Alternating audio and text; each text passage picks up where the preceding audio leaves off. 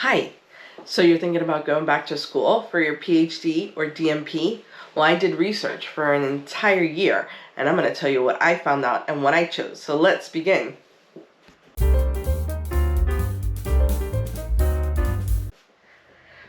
So, PhD or DNP, that's a pretty big decision, right?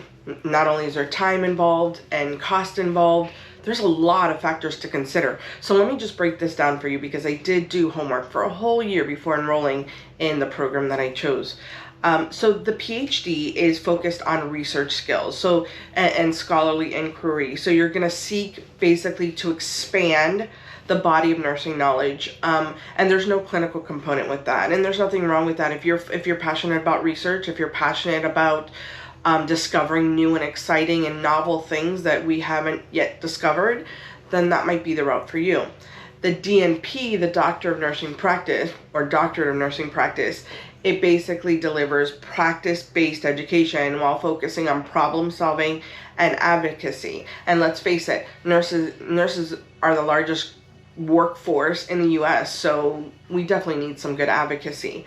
The thing with the DNP curriculum, it's a traditional curriculum. It's based on evidence-based practice, quality improvement, and systems leadership, among other key areas.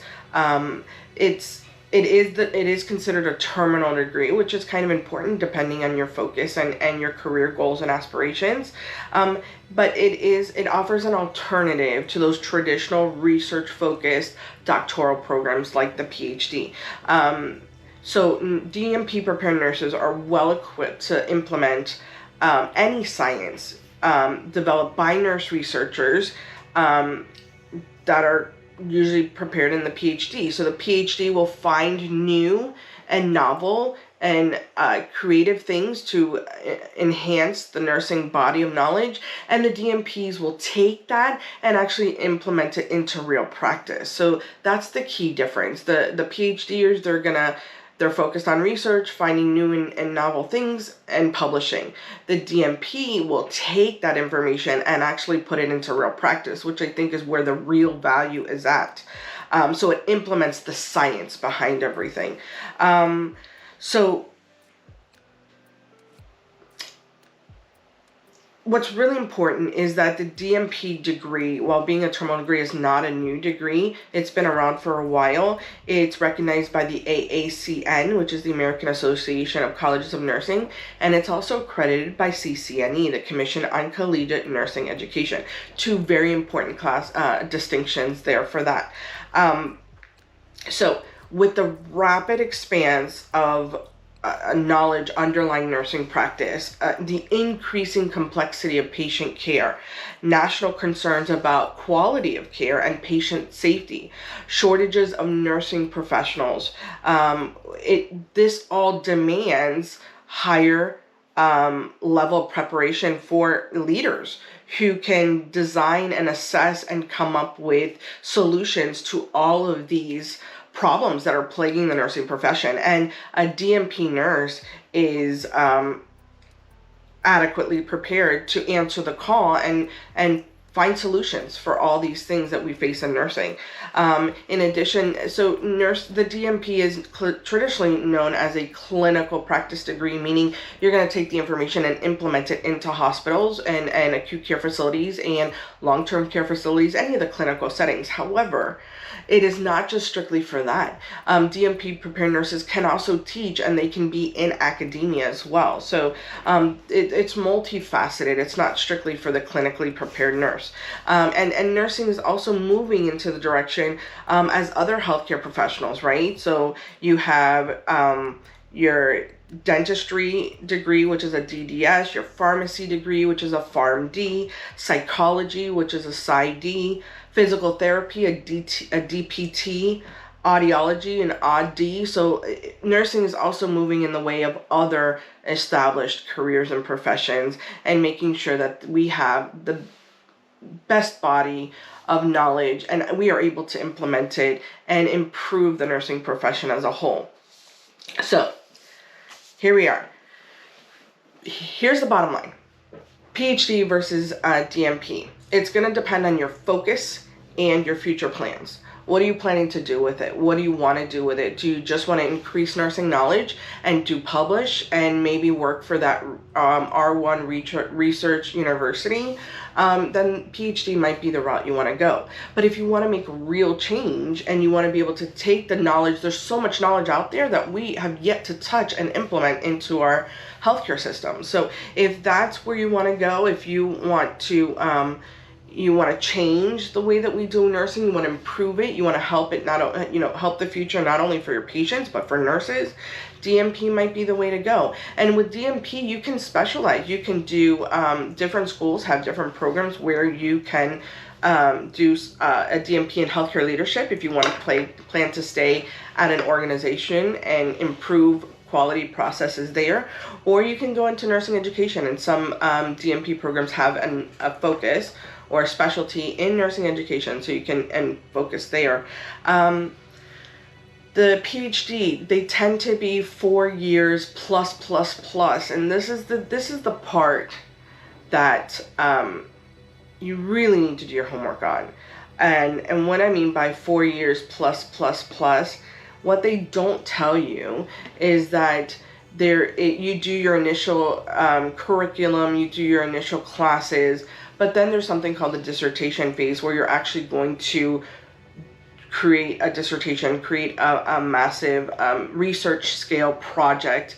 There's a lot of moving parts that go along with that. You have to have a committee. You have to, a committee of faculty members that are going to guide you along in the process, that are going to review your manuscript, review your dissertation, and it can be a very lengthy process. Unfortunately, the downside to this is that if you have, there's a numerous plethora of reasons that your PhD journey can be delayed, and it can be based on your committee. It can be based on your committee members and the amount of revisions. It can be based on approvals and the lengthy approval process that goes along with that. So you can get to the dissertation phase, and the dissertation phase can last many years. And so I know several colleagues that are currently in a PhD program, and everything keeps getting delayed and bumped and delayed and bumped. And I know individuals that went out for their PhD, did all of the coursework, started in the dissertation phase, and never completed it, and ended up dropping out. And my whole thing is, what's the point if you're not going to complete it, right? But there were so many obstacles that it made it almost impossible. These are the things that they don't tell you when you're looking up PhD programs. If you currently work in a situation in a university setting where you have ample support and you have committee approval already, and you have all the ducks in a row that are with individuals that are aligned to help you get through the program, then you're going to have very great success. However, the majority of us, myself included, may not have that level of support, and there are going to be extra obstacles that are going to delay getting our degree. So with that comes cost. The more that your dissertation phase is delayed, you're continuing to have to pay semester, quarterly, or however your program, you're paying for those credits. And you're going to continue to pay for those credits until you get final approval and you can defend your dissertation and get that and get final sign-off. So they don't tell you that cost can add up and add up and add up. Whereas the DNP, on the other hand, it's usually a set program. You know how many classes, how many didactic, or how many just lecture classes you're going to take, and then at some point you're going to get into your practicum phase.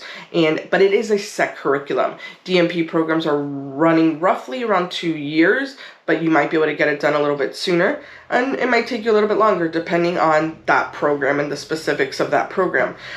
So what this does is it caps your cost, right? So if you know that you have to complete X amount of credits, when you get there, it's going to cap your cost. So you're not going to have to continue to pay session after session, semester after semester in additional fees to prolong your education, because it is a set program, right, with set criteria. So that is something to take into consideration as far as cost, as far as my choice, I did go after the DNP. That was what my passion was. I wanted to make an impact on nursing, and I wanted to change the trajectory and improve outcomes, not only for patients but for nurses. I had taken into consideration the cost of the program. Now, I'm fortunate that I work for a organization that has tuition reimbursement. And while I could have easily gone somewhere and done a PhD, I know that my tuition reimbursement was capped, and I had a set dollar amount. So if I exceeded that dollar amount, I was going to have to pay out of pocket. And that is something that I was not willing to do, because I'm still paying for student loans for my bachelor's degree, and also I still have 2 young kids that I would like them to see college one day. So just another cost. So if you have student loans, employer reimbursement might be some things to think about and take into consideration when you're deciding which degree to do. So those are my choices. Fun fact, and I'm going to leave you with this. Only 1% of nurses hold a terminal degree. So come join the 1%. I'll see you next time. Bye-bye.